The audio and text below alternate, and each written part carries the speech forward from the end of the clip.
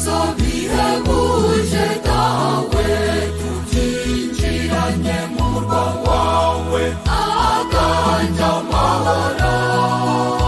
Tuje kugusanganiza uru rusange rw'amajwi, mu ndirimbo tukubyinira. Tuje kugushengerera no kugukuza, kugusenga no kugusingiza. Tuje kugushengerera no kugukuza, kugusenga no kugusingiza. Twikoze tuvugana mu murwa muhire, twinjiye dutarama tuje twese dawe, kugusenga no kugusingiza. Ku izina ry'Imana Data na Mwana na Roho Mutagatifu, amina. Shalom, Kristo Yesu akuzwe. Turi kuwa kane tariki ya 2 ukwezi kwa mbere 2025. Ndacyifuriza buri wese umwaka mwiza. Turazirikana abatagatifu Bazili, Gregori wa Nazianze, Siridiyo na Mikayiro. Abizihiza abazina babo bifurije umunsi mwiza. Isomo rya mbere turayisanga mu ibaruwa ya mbere ya Mutagatifu Yohani Intumwa, umutwe wa 2, umurongo wa 22 kugeza kuri 28. Nkoramutima zanjye, ninde mubeshyi ataruhakana ko Yezu ari Kristo? Nguwo nyamurwanya Kristo, uhakana Imana Data na Mwana. Umuntu wese uhakana Mwana ntaba ari kumwe n'Imana Data, naho uhamya Mwana aba ari kumwe n'Imana Data. Mwebweho rero ubutumwa mwumvise kuva mu ntangiriro ntibubagumemo. Niba ubwo butumwa mwumvise kuva mu ntangiriro bubagumyemo, namwe muzaguma mu Mwana no muri Data. Dore isezerano we ubwe yadusezeranije niryo kuzaduha ubugingo buhoraho. Ngibyo rero ibyo nagira ngo mbandikire ku byerekeye abashaka kubayobya. Naho mwebwe isigwa ryabakureyeho ryabagumyeho, mukaba mudakeneye ko hagira undi uza kubigisha. Ubwo rero isigwa rye ari ryo mukesha kumenya byose, rikaba ari irinyakuri kandi ritabeshya, nimugume muri we nk'uko mwabyigishijwe. Bityo twana twanjye, nimugume muri we, kugira ngo igihe azigaragariza tuzagire amizero yuzuye, kandi twe kuzakorwa n'isoni zo kuba turi kure ye igihe cy'amaza ye. Iyo ni ijambo ry'Imana. Yohani akunda kuvuga nyamurwanya Kristo, ariko iyo abivuze ubanza tugira ngo ari kure. Muri iki gihe hari uburyo bwinshi bwo kurwanya Kristo. Iyo ubuza abawe kujya gusenga, uba uri nyamurwanya Kristo. Hari umuntu uzi isaha yo kugerayo gusenga yarageraga, agafungirana abantu be mu gipangu ngo hatagira umuntu ujya gusenga. Ubu nawe ni nyamurwanya Kristo. Hari n'abatuka Imana ku mugaragaro, hari n'abiyitirira shitani. Muzi idini riherutse kwaduka, umuntu yiyemerera ati ngende umukozi wa Satani. Abantu batinyutse icyaha barakabya, nyamara guhakana Imana ni ugupfa uhagaze. Kristo yaduhaye ubuzima. Iyo twanga ubuzima nitwe tuba twihemukira. Kuva mu ntangiriro Imana yaratwiyeretse, iradukunda, iratwinginga, iradusanga. Turi mu bihe tuzirikana urwo rukundo ku buryo bw'akataraboneka. Isezerano ry'Imana ni uko tuzagira ubugingo buhoraho. Ariko Imana ntabwo ibudutsindagira. Hari uruhare rw'umuntu, hari intambwe agomba gutera, hari ibyo agomba gukora, hari ibyo asabwa. Burya iyo ugirirwa ibyiza ntubigire ibyawe, ntacyo bikumarira. Ni ngombwa rero ko natwe urukundo Kristo yatuzaniye turugira urwacu, hanyuma tukarubyaza umusaruro. Ariko tumenye yuko tugomba kuguma muri we. Niho hari ibanga ryo kuzabona ibyo twasezeranijwe, naho uzananirwa mu nzira hagati ntabwo azabigeraho. Mureke rero dutwaze bavandimwe, nubwo urugendo ari rurerure ariko Imana irahari. Turazirikana Zaburi ya 97. Imipaka yose y'isi yabonye gutsinda kw'Imana yacu. Imana yaratsinze, wabyemera utabyemera, kandi abantu bose bo ku isi yose bazabyumva babimenye.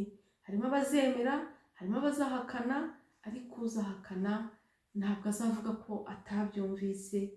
Niyo mpamvu tugomba guhamya ijambo ry'Imana igihe cyose. Ivanjiri ntagatifu yo turayisanga kwa Yohani umutwe wa 1 umurongo wa 19 kugeza kuri 28.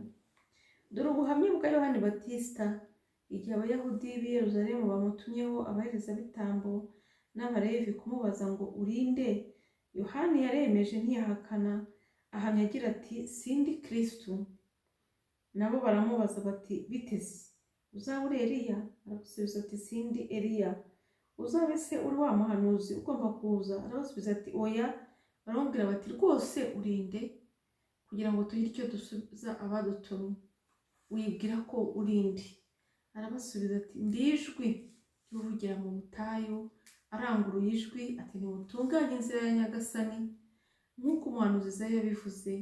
Abari batumwe muri abo bafarisayi bongera kumubaza bati none se ubatiza kandi utari Kristo, ntube Eliya, ntube na wa muhanuzi, ubitirwa n'iki? Yohana arabasubiza ati jyewe mbatirisha mu mazi, mbatiriza mu mazi, ariko hagati yanyu hari uwo mutazi, niwe ugiye kuza nkurikiye, sinkwiye no gupfundura udushumi tw'inkweto ze. Ibyo byabereye Betaniya hakurya ya Yorodani, aho Yohana yabatirizaga. Iyo ni ivanjiri ntagatifu. Byari byoroshye bavandimwe ko Yohana avuga ati ndi Kristo bagahita bamwemera. Byari byoroshye. Nawe byakorohera kubaho utari wowe, wishushanya n'abandi, wishyira mu ruhu rw'abandi. Hari ikibazo gikomeye muri iki gihe cy'abantu batafite identite. Ugasanga umuntu ayoborwa n'abandi n'ikigare, ugasanga umuntu aragenda nka kanaka, aravuga nka kanaka, arakora nka kanaka, ndetse hari n'aho abantu bagera bakavanga ibintu, bakavangavanga no mu masengesho bakavangavanga. Uyu munsi akajya mu bakatolike, ejo mu bangirikani, ejo bundi muri ADEPR. Wamubaza se usengera he? Ngo aho ngeze. Gusengera aho ugeze burya ni uburwayi. Umuntu akwiye kugira umuryango abarizwamo. Ni nk'uko utavuga ngo mvuka ku babyeyi batandukanye, ngo umunsi umwe nzajya ndara kwa data wacu, undi ndare kwa marume, undi ndare kwa mubyara wanjye, undi ndara ibyo ni ukurara aho bwije. Rero hari ikibazo cy'abantu batakaza indangamuntu yabo, ugasanga nabo ubwabo ntibizi ntibazi icyo bari cyo. Iyo utazi rero uwo uri we ntumenya n'aho ujya. Iyo utazi aho ujya, uje wese aragutwara. Imiyaga yose ije iragusakuma. Burya hari imiyaga yisagira abantu ku muhanda ikabasakuma, nta cyaha ibikoze, kuko hari abantu batagira aderese, hari abantu batagira icyo bakora, bahora aho mu muhanda bareba ikije cyose. Rero bavandimwe, kuba umukristo ni ukumenya inzira wahisemo kandi ukayigumamo ugatwaza. Hari n'abantu rero idini runaka risigaye risaba ikintu runaka, yabona atagishoboye agahita ajya mu rindi rizamworohereza gukora bya bindi byamunaniye. Niba wari warinjiye umugore, bakubaza bati ariko se ko ayo mategeko wayishe biti, ugahita ujya mu rindi dini, ugahita utangira kuvuga Yesu, wemera gushaka bwa kabiri, wemera gusenda. Ariko si uwo ni Yezu Kristo wa wundi tuzi? Oya, ubu ni nyamurwanya Kristo, nk'uko Yohani Batista abitubwira uyu munsi, abibwira abafarisayo ati nimutunganye inzira ya Nyagasani, nimutunganye inzira ya Nyagasani. We yaravuze ati uje ankurikiye sinkwiye no gupfundura udushumi tw'inkweto ze, njyewe ndi ijwi y'uvugira mu butayu, naje kumuteguriza, uriya sinamurwanya. Bavandimwe, Yohani yatugaragarije urukundo yakundanaga na Yesu kuva bakiri mu nda, bari inshuti magara, ntago azigera amutetereza, ntago ameze nkatwe tujya duhemukira abo twakunze cyangwa badukunze. Rero ibyo byose byabereyeho kugira ngo bitwigishe ko buri wese muri twe afite umuhamagaro wihariye kandi agomba kurangiza. Umuhamagaro wawe utandukanye n'uwa kanaka, ariko ntugashake kuba kanaka kuko nta nubwo uzi ko ari byo byiza. Ba wowe wishimire uko uri, utunganye inzira za Nyagasani, ukure ikibi mu nzira zawe, ubundi ukorere Imana utuje. Kuba wowe biri gutere ishema kandi umenye ko uri ikinege imbere y'Imana. Ariko Yohani Batista anatwigisha kwicisha bugufi, twe kwishyira mu myanya y'abandi. Ubundi urinde wishyira mu mwanya w'abandi, wagumye mu wawe kuko ukwirwamo. Wacu umwanya wanjye mukwirwamo, kuki njye kwishyira mu myanya y'abandi kandi itanankwiriye? Nyagasani umpe kukureba ntakuvanaho ijisho, kuko iyo muvanyeho ijisho ntangira kwiyitirira ibitari byanjye. Nyagasani ube hafi ya buri wese muri twe kugira ngo atungane inzira zawe. Ngaho rero nagufashe, akumurikire, kandi umugisha we uguhoreho urakabaho. Izina ry'Imana Data na Mwana na Roho Mutagatifu. Amina.